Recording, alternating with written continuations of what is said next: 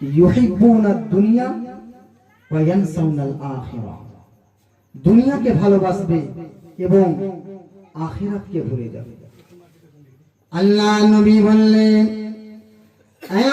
তোমরা যখন পৃথিবীতে থাকবে, পৃথিবীতে থাকার অবস্থায় আল্লাহ নবী আমার বলে গেলেন কি তোমরা যখন পৃথিবীতে থাকবে তোমাদেরকে দুনিয়া এতটা ভালোবেসে নেবে, তোমরা দুনিয়াকে এতটা ভালোবেসে নেবে যে তোমাদের মধ্যে থেকে এমন মানুষ হবে যে সারা দুনিয়াতে থাকার পরে, সারা জিন্দগিতে থাকার পরে সে এক ওয়াক্তে নামাজ পড়তে পারবে না, এক ওয়াক্তের হয়তো পারবে না, এক ওয়াক্ত হয়তো সঠিকভাবে আল্লাহ পাকের জন্য নামাজ পড়তে পারবে না। আল্লাহ নবী বলে গেলেন তোমরা যখন পৃথিবীতে থাকবে, পৃথিবীতে থাকা অবস্থায় এমনটা যাতে না হয় তোমরা পৃথিবীতে থাকা অবস্থায় দুনিয়া দুনিয়া দুনিয়া করতে করতে নিজের সময়টাকে কাটিয়ে দেবে, নিজের জিন্দগিটাকে কাটিয়ে দেবে।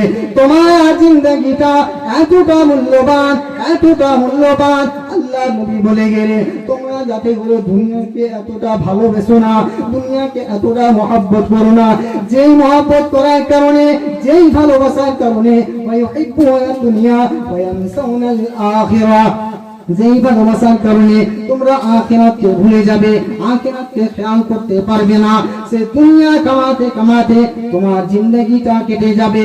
আর জিন্দগিটা কেটে যাওয়ার পরে আখিরাতের দিন, কাল কিয়ামতের দিন মাঠে মাশরে তুমি হাগালাদ্রি বলবে, হাগালাদ্রি বলবে আমি কিছুই জানি না, কিছুই করতে পারিনি।